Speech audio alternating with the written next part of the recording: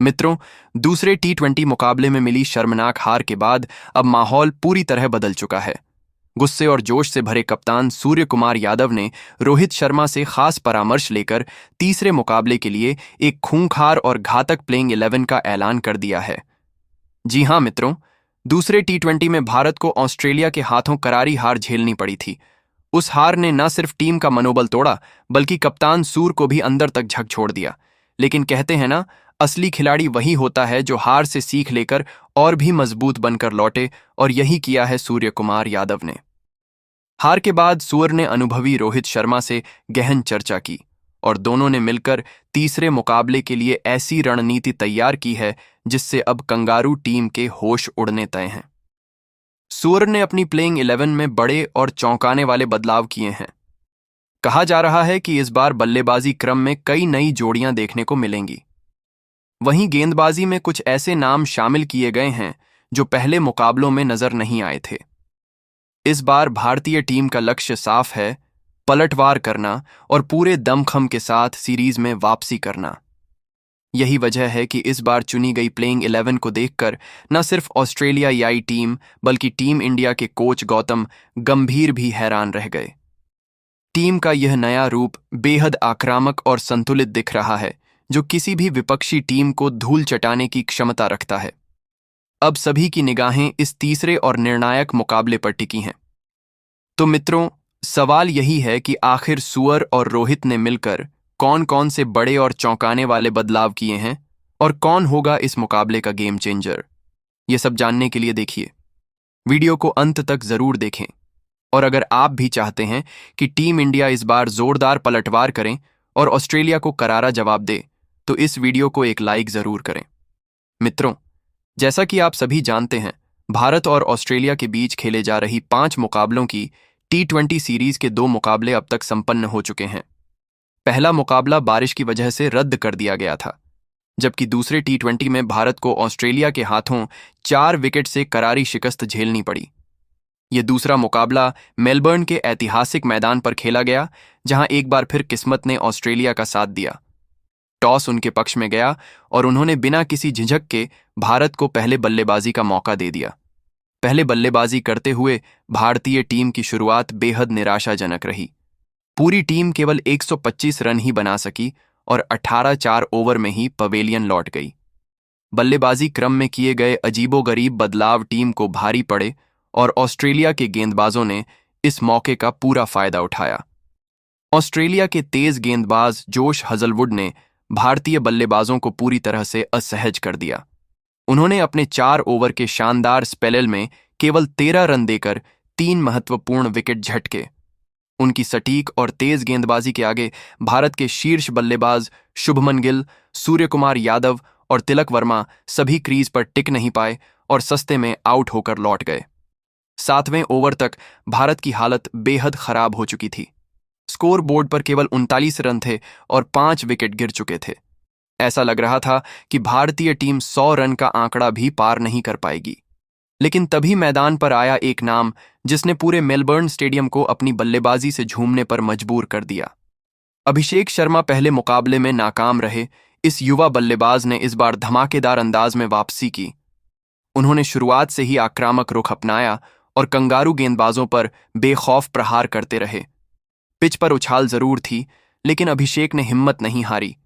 उन्होंने केवल 23 गेंदों में अपना अर्धशतक पूरा किया और उस समय बल्लेबाजी के दूसरे छोर से विकेट लगातार गिर रहे थे। अभिषेक ने कुल 37 गेंदों में शानदार 68 रन की पारी खेली, जिसमें 8 चौके और 2 शामिल थे। जब बाकी बल्लेबाज रन बनाने के लिए जूझ रहे थे, तब अभिषेक अकेले दम पर टीम इंडिया की पारी को संभाल रहे थे। इस मुश्किल घड़ी में उन्हें युवा बल्लेबाज हर्षित राणा का साथ मिला, जिन्होंने बेहतरीन 35 रन बनाए। दोनों ने मिलकर छठे विकेट के लिए 56 रन की साझेदारी की और भारत को 100 के पार पहुंचाया।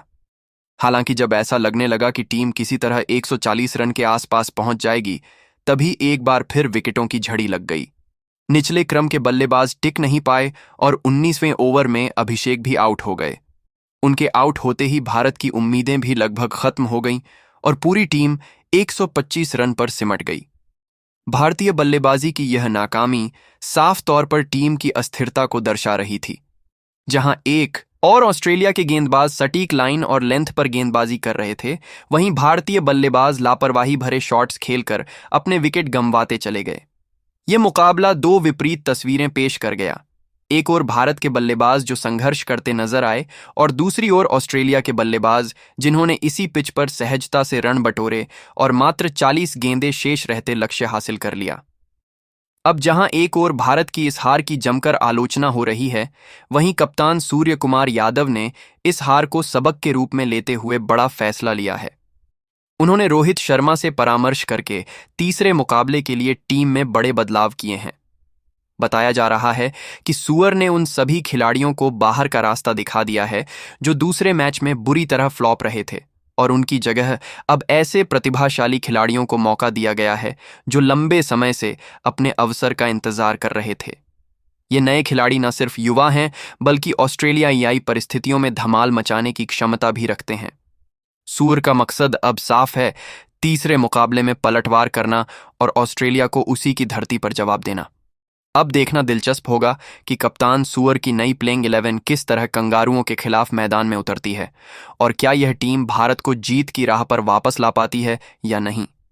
दोस्तों, तीसरे T20 मुकाबले से पहले टीम इंडिया की ओपनिंग जोड़ी को लेकर जो सबसे बड़ा फैसला सामने आया है, वह है कप्तान सूर्य कुमार यादव का एक बार फिर से शुभमन गिल पर भरोसा जताना। सूअर जानते हैं कि बड़ा खिलाड़ी हमेशा वापसी करता है, और इसीलिए उन्होंने गिल को तीसरे मुकाबले में भी पारी की शुरुआत करने की जिम्मेदारी दी है। अब बात करें पिछले मैच की, तो वहां गिल का बल्ला खामोश रहा था। वे 10 गेंदों पर सिर्फ 5 रन बनाकर पवेलियन लौट गए थे। मगर क्रिकेट का असली सौंदर्य ही यही है, हर असफलता अगले मौके की नींव रखती है, और अब वही अगला मौका गिल के सामने है। कप्तान का भरोसा और टीम का समर्थन उनके साथ है। बस जरूरत है तो एक शानदार पारी की जो विरोधी टीम के हौसले हिला दें।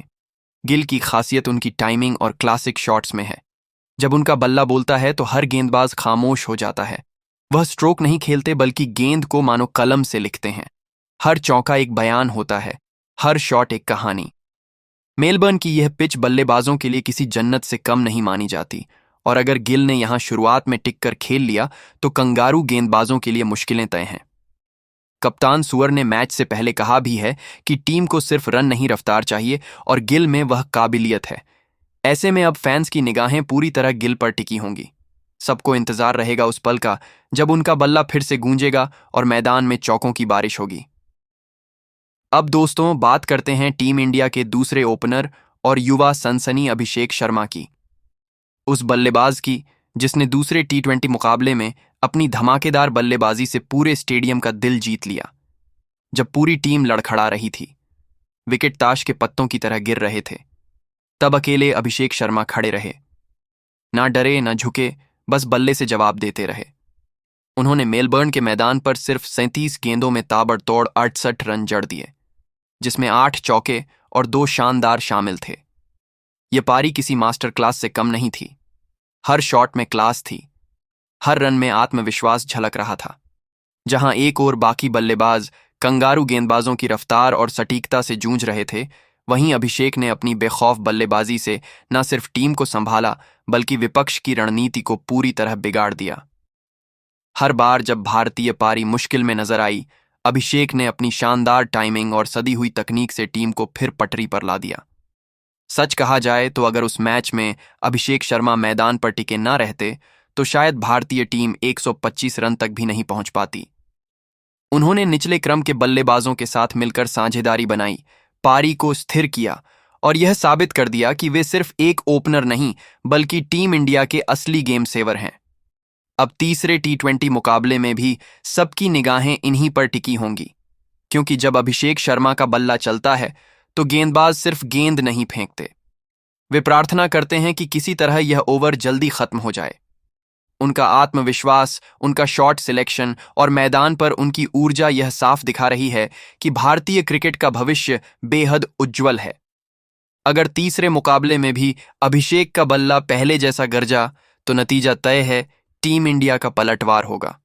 वहीं अब बात करते हैं तीसरे नंबर पर बल्लेबाजी करने वाले भारतीय कप्तान सूर्य कुमार यादव की, वह खिलाड़ी जिनका नाम आते ही विरोधी टीम के गेंदबाज सतर्क हो जाते हैं। हालांकि सच यह भी है कि पिछले कुछ मुकाबलों में सुअर का बल्ला अपनी चमक नहीं बिखेर पाया है। पिछले टी20 में भी उनका प्रदर्शन उम्मीदों के मुताबिक नहीं रहा, जहां वे केवल 4 रन बनाकर आउट हो गए थे। लेकिन दोस्तों, क्रिकेट सिर्फ रनों का खेल नहीं, यह भरोसे और नेतृत्व का भी खेल है, और इन दोनों में सूर्य कुमार यादव का कोई जवाब नहीं। भले ही उनके बल्ले से बड़ी पारी ना निकली हो, मगर उनकी कप्तानी में टीम इंडिया लगातार शानदार प्रदर्शन कर रही है। वे मैदान पर सिर्फ बल्लेबाज नहीं, एक रणनीतिक कप्तान के रूप में भी टीम को आगे बढ़ा रहे हैं। अब तीसरा टी20 मुकाबला भारत के लिए बेहद अहम है। सीरीज की दिशा और मनोबल दोनों इस मैच पर निर्भर करेंगे। ऐसे में सूर्य पर जिम्मेदारी दोगुनी हो जाती है, पहले कप्तान के रूप में टीम को संभालने की और फिर बल्लेबाज के रूप में पारी को आगे बढ़ाने की। फैंस को भी अब उसी सूअर की झलक देखने की उम्मीद है जो गेंदबाजों को बिना मौका दिए चौकों से मैदान में तूफान मचा देता है। इस मुकाबले में सभी की निगाहें उनके बल्ले पर होंगी। क्या इस बार सूअर अपनी कप्तानी के साथ साथ बल्ले से भी वह धमाका कर पाएंगे जिसकी भारतीय फैंस को उम्मीद है? यह देखने लायक होगा कि तीसरे मैच में सूअर किस अंदाज में मैदान पर उतरते हैं, एक शांत संयमी कप्तान के रूप में या एक आक्रामक बल्लेबाज के रूप में जो हर गेंद को बाउंड्री तक पहुंचाने का माद्दा रखता है। अब दोस्तों, बात करते हैं नंबर 4 की, जहां उतरने वाले हैं टीम इंडिया के उभरते सितारे, युवा जोश और आत्मविश्वास का दूसरा नाम तिलक वर्मा। दूसरे टी20 मुकाबले में उनसे सबको बड़ी उम्मीदें थीं, लेकिन क्रिकेट में कभी कभी किस्मत भी खेल खेल जाती है, और वही हुआ। तिलक बिना खाता खोले पवेलियन लौट गए।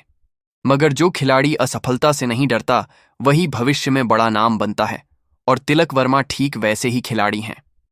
तिलक वह बल्लेबाज हैं जो जब क्रीज पर टिक जाते हैं तो गेंदबाजों की सांसें अटक जाती हैं। उनके शॉट्स में ताकत ही नहीं, एक क्लासिक फिनिश भी होती है। कोच गौतम गंभीर और कप्तान सूर्य कुमार यादव दोनों जानते हैं कि इस खिलाड़ी में मैच का रुख पलटने की काबिलियत है। पिछले कुछ महीनों में तिलक ने अपने खेल से यह साबित किया है कि वह सिर्फ एक विकल्प नहीं बल्कि टीम इंडिया के भविष्य के मैच विनर हैं। उनकी बल्लेबाजी में जुनून है, टाइमिंग है, और सबसे बड़ी बात, देश के लिए कुछ बड़ा करने का जज्बा है। जब वह मैदान में आते हैं तो दर्शक खुद उम्मीद करने लगते हैं कि आज कुछ खास देखने को मिलेगा। और मेलबर्न की यह बल्लेबाजों के लिए मुफीद पिच तिलक वर्मा के लिए किसी सुनहरे मौके से कम नहीं।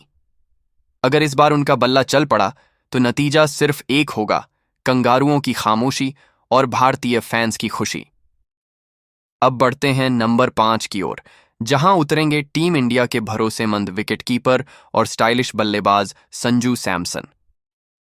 ये वो नाम है जो जब क्रीज पर होता है तो मैच की रफ्तार खुद ब खुद बदल जाती है। दूसरे टी20 मुकाबले में संजू ने अच्छी शुरुआत की थी, लेकिन अपनी पारी को बड़े स्कोर में तब्दील नहीं कर पाए। फिर भी उनके हर शॉट से यह साफ दिखा कि उनमें क्लास, टाइमिंग और धैर्य तीनों मौजूद हैं। संजू की सबसे बड़ी ताकत उनका आत्मविश्वास और शांति है। वह दबाव में भी मुस्कुराते हुए खेलते हैं, और यही उन्हें बाकियों से अलग बनाता है। कप्तान सूअर और कोच गंभीर दोनों ही जानते हैं कि जब संजू टिकते हैं तो मिडिल ऑर्डर अपने आप मजबूत हो जाता है। वह स्ट्राइक रोटेट करते हैं, साझेदारियां बनाते हैं और आखिरी ओवरों में रनों की रफ्तार को बढ़ाते हैं, ठीक उसी अंदाज में जैसे किसी अनुभवी फिनिशर को करना चाहिए।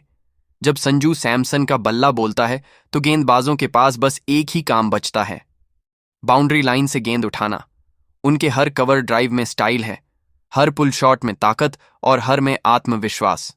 इसलिए दोस्तों, तीसरे टी20 मुकाबले में एक बार फिर सबकी निगाहें इसी खिलाड़ी पर टिकेंगी, क्योंकि अगर इस बार संजू का बल्ला चला तो मुकाबला नहीं, पूरा खेल एक तरफा हो जाएगा। अब दोस्तों, बात करते हैं नंबर 6 की, जहां मैदान पर उतरते हैं टीम इंडिया के ताकतवर ऑलराउंडर शिवम दुबे। पिछले मुकाबले में जब दुबे मैदान में आए तब सबको उम्मीद थी कि वह अपनी पावरफुल हिटिंग से मैच का पासा पलट देंगे। पहली ही गेंद पर उन्होंने जोरदार चौका झड़कर बता दिया कि इरादा आक्रामक है, लेकिन किस्मत ने साथ नहीं दिया। अगली ही गेंद पर विकेटकीपर के हाथों कैच होकर उन्हें पवेलियन लॉ